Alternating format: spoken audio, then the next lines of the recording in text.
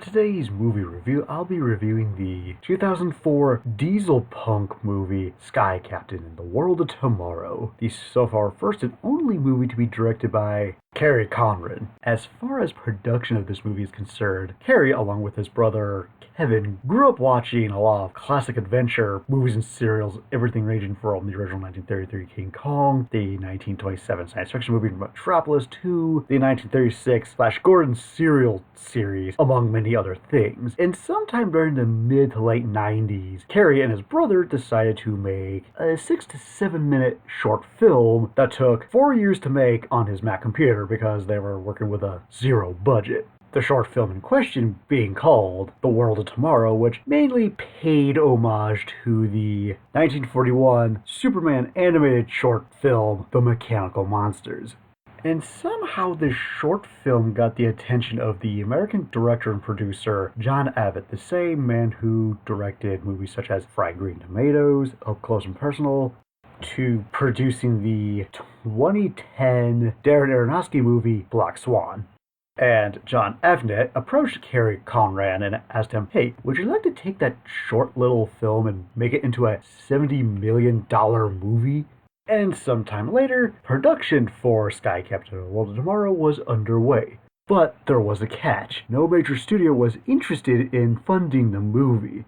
Sure, Paramount Pictures eventually distributed the movie worldwide, but Sky Captain in the World of Tomorrow is by definition the most expensive independent movie ever made. And despite the movie getting positive word of mouth, the movie ultimately flopped at the box office. And as time progressed, Sky Captain in the World of Tomorrow would ultimately be forgotten by the public masses. And I do mean forgotten because between 2004 up to 2018, I completely forgot this movie even existed. Because this is a case where I actually do remember seeing advertisements for the movie back when it first came out, but I never saw it in theaters. It wasn't until around 2017 or 2018 where I went to an antique shop and stumbled upon a bookcase filled with DVDs, and yes, you heard that right, I found DVDs at an antique shop, and I happened to see several copies of this movie, which sparked my memory of the commercials, because I do remember the commercials, going, oh yeah, forgot this was a thing, and really didn't think nothing of it. Since then, I kept seeing this movie at various bargain bins or thrift stores, and finally decided, you know what, I'm just going to buy this movie and just watch it. And upon doing research on the movie, not only has The Sky Captain in the World of Tomorrow become a bona fide cult classic, but the movie is also more influential on today's Hollywood than one would anticipate. Which begs the question, is Sky Captain in the World of Tomorrow a forgotten movie that should be looked upon again? As for the plot in the movie, when a series of strange events ranging from the disappearance of important scientists to gigantic robots attacking New York City, it's up to Sky Captain and his ex-girlfriend reporter to join forces to find a link between these giant robots and missing scientists. Can the Sky Captain and his ex-girlfriend put aside their differences long enough to work together, or will the army of mindless automatons destroy mankind as we know it? In terms of what I liked about the movie, I think the movie is very well paced, for the most part, with the exception of the second act of the movie, but I'll get to that in a bit, because the first act of the movie goes by pretty fast, honestly, to a point that when I watched it the first time around, I honestly thought 20 minutes of the movie had gone by, but in actuality, it was 40 minutes and not 20. And even though it did go by fast, it didn't feel like the movie was rushing to get to a certain point. Because a lot happens within those first 40 minutes. On top of introducing our main cast of characters, we also had two big, gigantic action scenes back to back, with some world building, but it never ever felt cramped. Since the movie was taking its time to introduce our main cast of characters, the setting, the atmosphere, the general world building, in between two gigantic action scenes revolved around an army of robots. robots, which I'll talk about later. But as for the second act of the movie that I was talking about, this is the part of the movie for me where I felt the pacing slowed down quite a bit, but I feel like this was done deliberately in a lot of cases, considering that the first act of the movie consisted of two big action sequences revolved around the Sky Captain battling two different armies of giant robots. So I think the second act of the movie was meant to be the calm after the storm, but also hilariously enough, being the calm before the storm that is Act 3.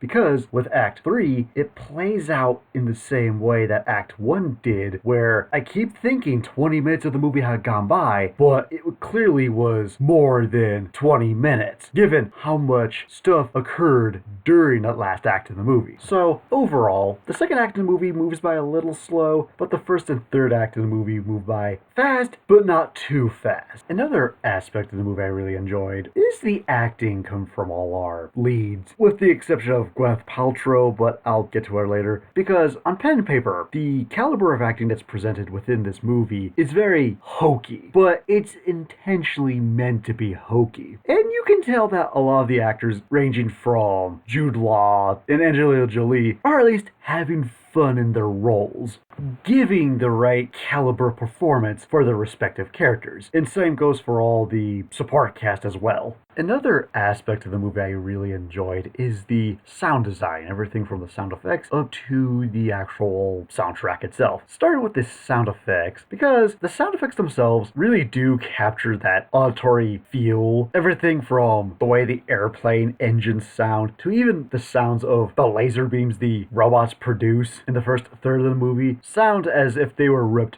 straight from a 1940s, 1950s B movie of the time period, which I think is very appropriate for this movie, given that it's supposed to be an homage to pulp action adventures of that time period, which I'll talk about in a little bit. And as far as the soundtrack itself is concerned, it was composed by Edward Schmiermer, who has done soundtracks for the Charlie's Angels duology, as in the Charlie's Angels movies featuring Cameron Diaz, Drew Barrymore, and Lucy Liu, to provide the soundtracks for other movies such as Miss Congeniality, K-Pax, The Count of Monte Cristo, and Reign of Fire. And much like the sound effects, the orchestral score he provides for this movie is also very appropriate to the movie itself. To get an idea of what the actual soundtrack is like, it's very reminiscent to the type of music John Williams composed for the Indiana Jones movies, and you get the same idea. Another aspect of the movie I really liked is the inclusion of dieselpunk inspired technology. And if you're wondering what dieselpunk is, it's yet another subgenre of science fiction similar to that of steampunk or cyberpunk. But whereas steampunk is based heavily off industrial steam-powered machinery from the 19th century, dieselpunk is heavily inspired by technology during the early 20th century, more specifically around the 1950s, but nowhere near as advanced as something like cyberpunk. And on top of that, I actually think it's really refreshing to see a movie using dieselpunk-inspired technology as opposed to its more popular cousin, steampunk, because I feel like steampunk is everywhere. Dieselpunk, not so much. I mean, the only other example of a piece of media that even uses dieselpunk-inspired technology would be the 2011 Captain America First Avenger movie, and that's about it. But anywho, as far as the actual dieselpunk technology is concerned, let's start with the airplane that the Sky Captain uses. Because on the one hand, it is exactly that, a airplane, more specifically a biplane, and functions as intended. But what makes his airplane unique is that not only is it able to fly, but he also hits a button that allows the plane in question to go from aerial to becoming amphibious, becoming a submarine in the process, which I think is a really cool concept for a piece of technology like that.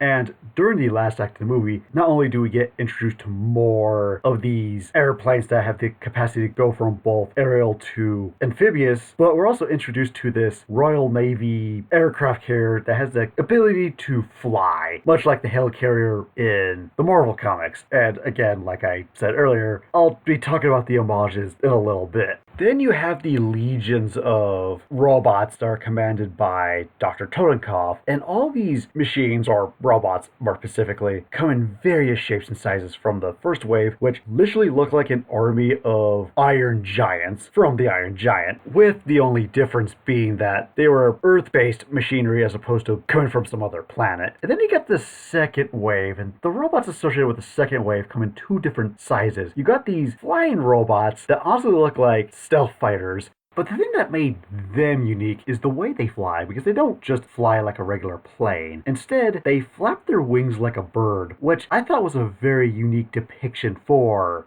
a flying robot. And this is probably the first and only time I've ever seen a robot, or even piece of machinery in general, fly like that before. I haven't seen anything like that since then. And then of course you have the smaller robots that have a more humanoid-based design to them, that have a cycloptic eye, but instead of having regular humanoid-looking arms, they have these mechanical tentacles instead, which I thought was a nice change from the usual humanoid robot design. Then you have the robots that appear in the last third of the movie building the rocket for the main villain, which I'll talk about later. Sure, I don't think their designs are as unique as the other robots that appear in the first third, but you do get a sense of personality through them once they start interacting with our main group of heroes. Another aspect of the movie I really enjoyed is how original this movie is as far as pulp action adventure movies are concerned, because we've had pulp action adventures come out before and after Sky Captain, but most of them were based on pre-existing source material. For example, during the 90s, we had what I call the pulp superhero trilogy, which consists of 3 different movies that were based on a pulp superhero, with the first one being The Rocketeer, produced by Walt Disney Studios, released in 1991. The second being The Shadow, produced by Universal Studios, that was released in 1994. And the last one being The Phantom, produced by Paramount Studios, released in 1996. And of course, there's the example I used earlier in this review, that being the 2011 Captain America First Avenger movie. But all of these movies were based on, again, pre-existing source material. Sky Captain: The World of Tomorrow, on the other hand, to me, is essentially the Star Wars of pulp action adventures, in that sense where it does take a lot of influence from a lot of pulp action comics and serials from the 1940s, 1950s that we've seen before, but it mixes them together in a way to form something new, making this movie one big homage to pulp action adventure movies, like how the Indiana Jones movies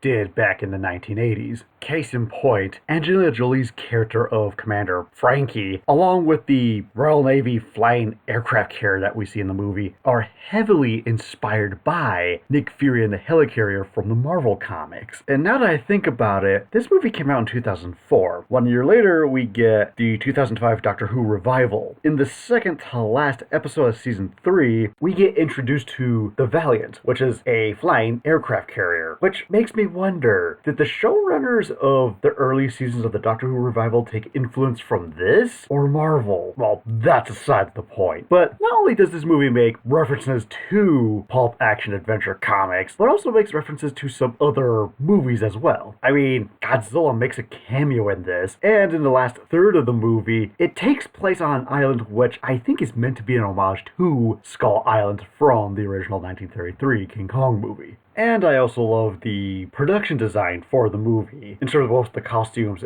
and in certain landscapes, mainly New York City, capturing that Art Deco visual aesthetic. Another aspect of the movie I really liked revolves around our main villain of Dr. Totenkopf, because his name is very significant. Because Totenkopf, if I'm pronouncing that correctly, is German for death head, and typically refers to some imagery revolved around a skull and crossbones, which makes a lot of sense within the context of the movie for several reasons. Reason number one, when we do see the insignia of Dr. Totenkopf on his legions of robots, all of them have a design that looks very reminiscent to that of a skull and crossbones. And reason number two, before I go any further, I do have to spoil a major plot point in the last third of the movie, because when we're introduced to the name of Dr. Tonkov at the very beginning of the movie, we are under the assumption he is alive and well, and so do the main characters themselves. It's not till the last 20 minutes of the movie where our main cast of characters find his office and find his corpse, discovering that he had been dead 20 years prior before the events of the movie itself. But before they even discover his corpse, we see our main cast of characters interacting with a hologram that showcases the head of Dr. Tonkov himself. Again, this makes a whole lot more sense given that Tonkov, as I just said a few moments ago, means death's head. The main villain is dead, and when we see our characters interacting with the hologram of Dr. Tonkov, we literally see a hologram of the man's face, which is quite literally a visual play on words of the German meaning of Tonkov's name, which I thought was really clever. And I do like how this moment is foreshadowed several minutes earlier when we first see Sky Captain and Polly Perkins first attempting to enter Tonkov's base when they see the skeletal remains of some giant prehistoric creature out front. That I thought was a clever touch. And speaking of Tonkov being dead from the get-go,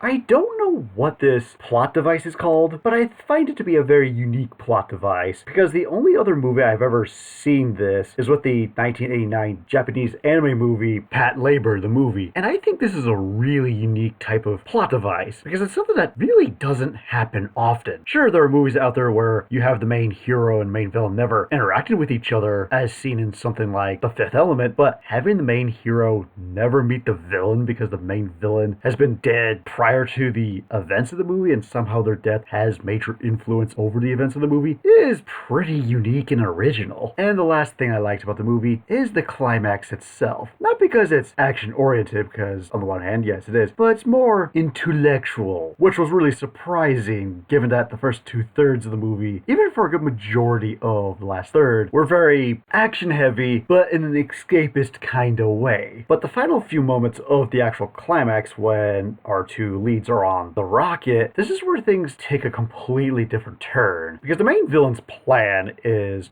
building this gigantic rocket that is essentially Noah's Ark 2.0. Since Tonkov's plan revolves around gathering a male and female specimen of every animal on Earth, having them contained in this rocket, and sending the rocket to some other planet to start over again. Because, as Dr. Tonkov said, I have been witness to a planet consumed by hatred and bent on self-destruction, watched as we taken what was to be a paradise and failed in our responsibilities as its steward. I know now that the course of human race has set for itself cannot be changed. I am the last desperate chance for a doomed planet. So, Tonkov in this instance literally views himself as God, and thus casts judgment on the rest of mankind. And to take this point even further, when our two leads are being confronted by the assassin in the rocket ship itself, which I have a problem with that I'll bring up later, the actual control room, when we first see it, we have the camera showing the actual control panel, and as the camera pans up, the control panel transforms into this giant statue of an angel holding a sword above its head. And as the climax goes on, there's a point where the sword that the angel statue is holding falls down and heads straight towards Earth because the bomb of the rocket opened up. And I think this is meant to reference the sword of Damocles, because Tonkov's rocket is essentially going to destroy the planet, because, as one of the characters explained it, if the rocket reaches space, the afterburners would ignite the atmosphere, killing everyone on Earth. And during the final moments of the climax within the control center of this rocket, we see that the angel statue is taking damage, more specifically with the hands, because moments later we see the sword it's holding fall from its hands, plummeting towards the Earth itself. Because the story surrounding the sword of Damocles is usually in association with impending disaster. And given the context of the climax, I think it made sense, given that if our two main characters don't stop the rocket from reaching space, Earth itself would be destroyed. Now, I'm not sure if the symbolism here was intentional, but it does provide some food for thought during those final moments of the climax. Now, an aspect of the movie that I have mixed feelings on is the usage of the blue blue or green screen effects used for this movie. Because, like I stated at the beginning of this review, Sky Captain and the World of Tomorrow, although it was forgotten by the public masses, is hugely influential on today's Hollywood. Because before this movie was ever released, a lot of Hollywood-produced movies were either shot on sound stages or shot on location. And when it came to special effects, they used a combination of CGI and practical effects. But now, almost a good majority of Hollywood blockbusters are shot in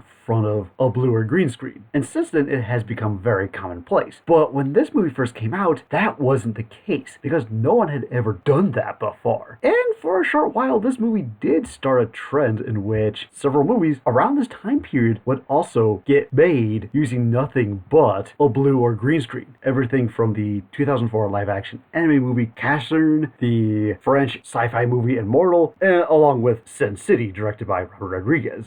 All of them wouldn't exist if it wasn't for the Sky Captain and the World of Tomorrow. And many years later, most of modern Hollywood would eventually start using a lot more blue or green screen effects for their blockbuster movies. And when Kerry Conran would be interviewed years later about the movie's influence on current Hollywood, he stated that when making the movie, he had no intention of trying to start a new trend. He simply had a very particular type of story that he wanted to tell with these particular type of visuals because it had never been done before.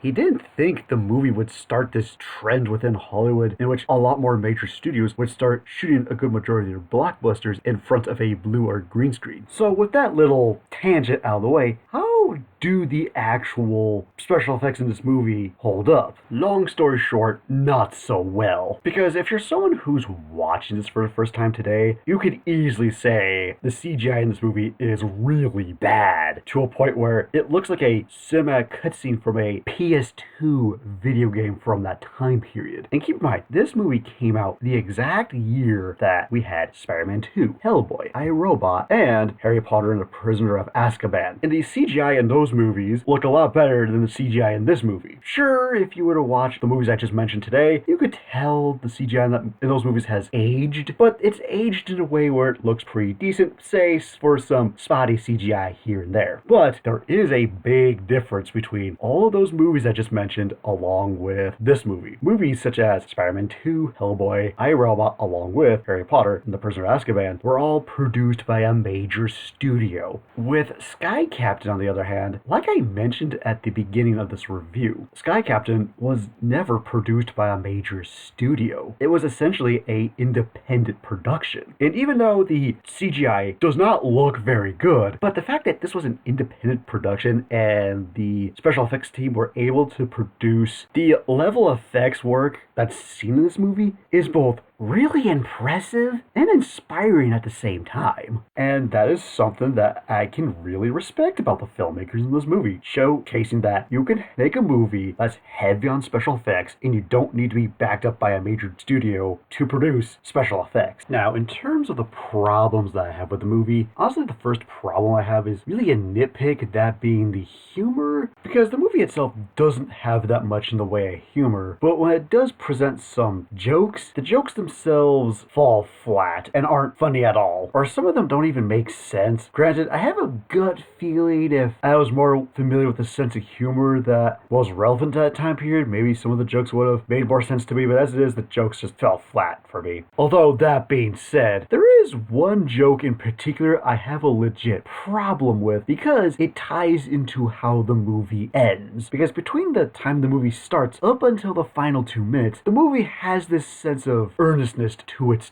tone and takes itself very seriously. And for the most part, it works. But as I mentioned with the humor, whereas most of the jokes fall flat, there's just one reoccurring tidbit revolved around Polly Perkins having very limited shots left in her camera and her having the opportunity to take pictures of something extraordinary, but she doesn't take said picture. Well, anywho, that joke ruins the final 2 minutes of the movie and destroys the tone that the entire movie had up to that point. To get an idea of what I'm talking about, I'm going to stop talking about Sky Captain and talk about Stranger Things for a brief moment, more specifically the final episode of the first season. And the way the actual episode ends in the TV show, you have Will Byers, who goes to the bathroom because he's not feeling too good. He upchucks a slug-like creature and proceeds to have a vision of him going in and out of the Upside Down. After that, he goes back to the table and his mother asks him, "Are you feeling alright?" He goes, "Yeah, I'm feeling good." And the episode ends on a very ominous tone. Now, imagine if the final episode of the first season didn't end like that, but instead it ended like this. You have that bathroom scene play out the way it does. And when Will goes back to the table, his mother asks him, "You feeling alright, honey?" And Will responds, "I threw up a slug." And the mother goes, "Again? That's the third time this month." It would ruin the tone of the entire show. That's how I feel about the final 2 minutes of this particular movie, because for a good majority of the movie it has this one singular tone, but because of this one dumb reoccurring joke revolved around Penny Perkins having very limited camera shots, we get to see the payoff to that joke play out in the final 2 minutes, and the punchline to this joke for me ruined the tone of the movie at that exact moment. I hope my explanation made sense. And before I go any further, there are a few more nitpicks I would like to address first. Both of them revolved around the character of Commander Francesca, or Frankie as Sky Captain calls her. The first one being the fact that when we have Sky Captain introducing Frankie to Polly, it seems like at that exact moment the movie was trying to create this love triangle between the three characters, since you have that sense of sexual tension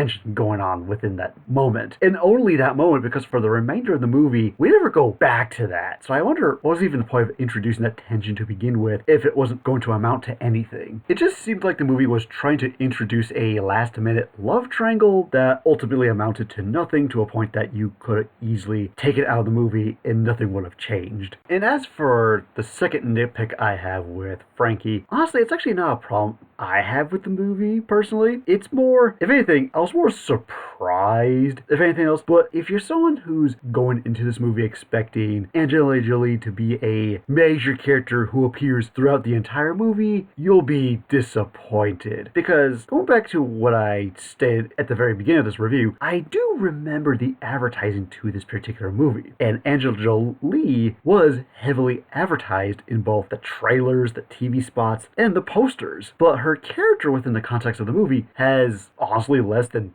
10 minutes of screen time, and she doesn't appear until the last third of the movie. But if I had to describe her role within the movie, I'd put it in the same vein as Michael Rooker's character from the 2020 creature feature Love and Monsters, in that sense where, yes, much like Angelina Jolie, he too was heavily advertised in both the posters and trailers for that movie, but only has very limited screen time. However, it's what the character does with said limited screen time, because even though the character doesn't show up that much within the movie, what they do with that screen time does matter for the remainder of the film. Same can be applied here for Angelina Jolie's character, in which, yes, she technically has very limited screen time, but what limited screen time she does have does contribute to the remainder of the movie in a very meaningful way. So it's not screen time wasted, but if you're someone who's expecting her to show up throughout the whole movie, you'll be disappointed. Now, as for the next nitpick I have the movie, again, much like the screen time for Angelina Jolie, this wasn't so much a problem I had with the movie. It's more, I imagine maybe other people will have a problem with it, because remember when Rogue One came out back in 2016 and the character of Grand Moff Tarkin appeared in the movie, but instead of recasting the character to be played by a different actor, the filmmakers decided to use CGI to recreate the character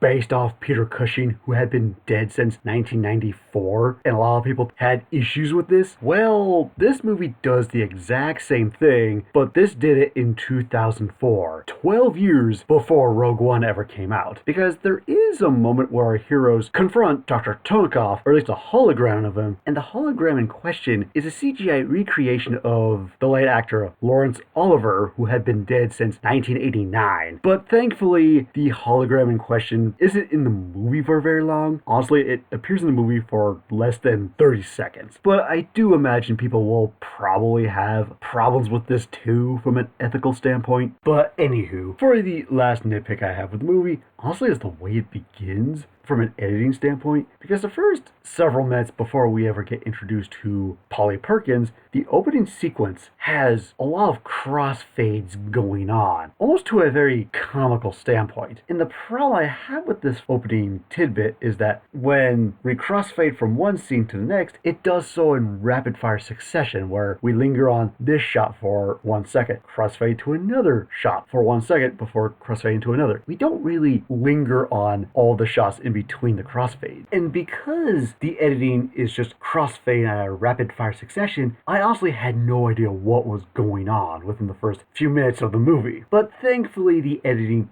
does get a lot better once we get introduced to Polly Perkins in the movie. Another problem that I have with the movie occurs near the beginning when the giant robots first attack. Because in the second half of the movie, the main characters discover that the giant robots are attacking cities around the world, gathering materials for unknown reasons. And when we see the giant robots attack New York the first time, we see that they're uncovering the generators to the city. And when the generators are exposed, the giant robots in question stop the rampage and begin to fly away. Then the next day, a different set of robots appear to collect the generators and fly off. And my question is, why didn't the giant robots that uncovered the generators the first time around steal them right then and there? Now, I understand that the way the first wave of giant robots are designed, their arms transform into their wings, so they probably couldn't pick up the generator and fly off with them because their arms are their wings. But I feel those particular giant robots could have been designed a little differently, where maybe you have some that uncover the generators, and then you have some that have some kind of unit on their back that allows them to carry said generators and fly off with them. As the movie sits, I'm not sure if redundant is the right word to use here, but it just feels like a waste of time where you have two different groups of robots essentially having the same kind of goal, yet you could have easily done that with the first wave. Or better yet, why not have both the giant robots and the flying robots appear together to steal the generators,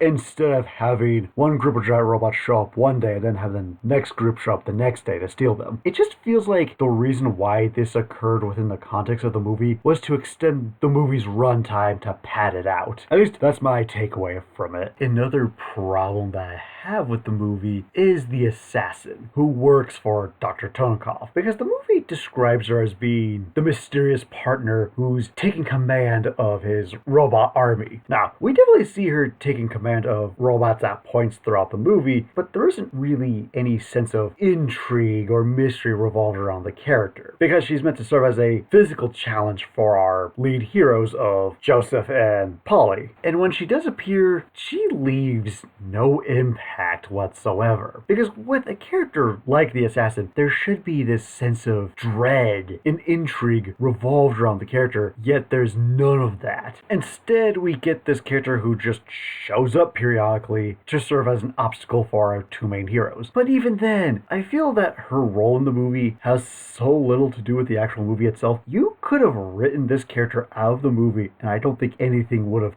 changed. Another problem that I have with the assassin is that she creates a plot hole during the climax of the movie, because there's a moment where she's in a confrontation with our eponymous character, the Sky Captain. She has the upper hand and is about to kill him, but then all of a sudden, Polly Perkins steps in and manages to deliver a solid hit against the assassin, which cripples her. And after Polly and Joseph discover that she's a robot, we can hear in the background that the rocket is about to take off in T-minus 10, 9, 8, and so forth. And at that exact moment, we see Sky Captain and Polly enter the rocket as the door shuts behind them and proceeds to lift off. And as the climax goes on, when we see our two main characters in the main control room, the assassin shows up, which makes absolutely no sense, considering that the moment we see our two main characters enter the rocket, the door behind them shuts closed. So how did the assassin get into the rocket when the door wasn't even open long enough to allow her to enter the rocket? It just doesn't make any sense. So yeah, my two biggest gripes with the character are that I think she could have been written a lot better, and the plot hole she contributes during the climax.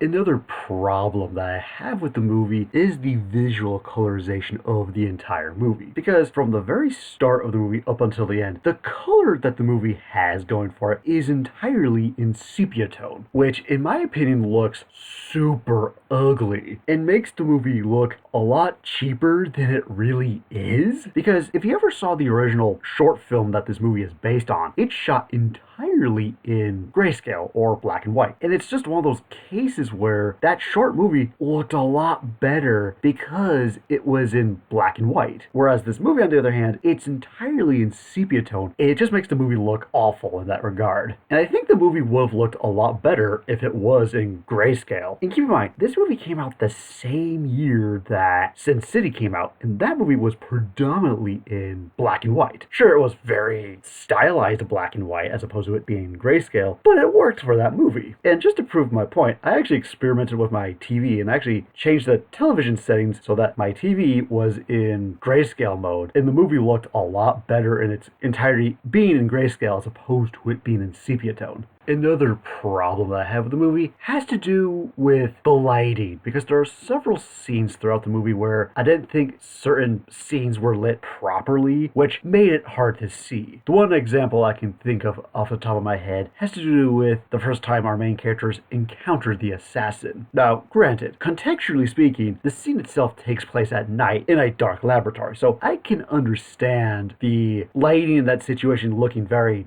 darker than normal. But when there is light within the scene itself and something does happen, I had a hard time telling what was actually going on within the scene itself. Although thankfully the rest of the movie is lit properly, with the exception of a few scenes as I mentioned earlier. And for the last problem that I have with the movie revolves around a combination of both Gwyneth Paltrow and her character of Polly Perkins. Starting with Gwyneth Paltrow's acting, because as I mentioned earlier in this review, the caliber of acting that some of the other actors from Jude Law to Angelina Jolie give are all very hokey, but it's intentional. And you could tell the actors were having fun with their roles. With Gwyneth Paltrow, on the other hand, her acting chops are very stale, in that sense where it felt like she wasn't really trying to act in this movie, in that sense where it felt like she only took part in the movie to get a paycheck. And as for her character of Polly Perkins, she annoyed me so much, because a good majority of her dialogue is nothing more than her whining to the Sky Captain the entire time, and she always puts herself in danger. Sure, there's one or two moments where she's useful, but other than that, I found the character to be obnoxious. So for my final verdict of Sky Captain in the World of Tomorrow, I will admit, the first time I watched the movie, I liked it, but I didn't love it. However, upon rewatching the movie for this particular review, I've grown more of an appreciation for the movie itself. Because as I was doing research for this movie and actually watching the movie itself, Kerry Conran clearly wanted to make a movie that was meant to serve as a living homage to all of the pulp action adventure stories he grew up with, and I think he succeeded in that regard. Sure, I think some bits of humor fall flat, and I think there's certain characters and plot points that could have been developed a little better. And even though I'm fully aware this was the first movie to really utilize a lot of CGI and green screen, the actual CGI and green screen effects themselves sadly have not aged very well. But with that all said, would I recommend this movie? Well, it depends on who you are as a person, because if you're someone who's not a fan of pulp action adventure stories, this might not be the thing for you. But if you're someone who's a huge fan of movies such as Indiana Jones, The Rocketeer, or even Captain America the First Avenger, I recommend it. So overall, Sky Captain The World of Tomorrow I think is a very under-recommended movie, to a point that I think it should be studied in film classes, at least for the technicals alone. And before I give my final rating, what did everyone else have to say about Sky Captain The World of Tomorrow?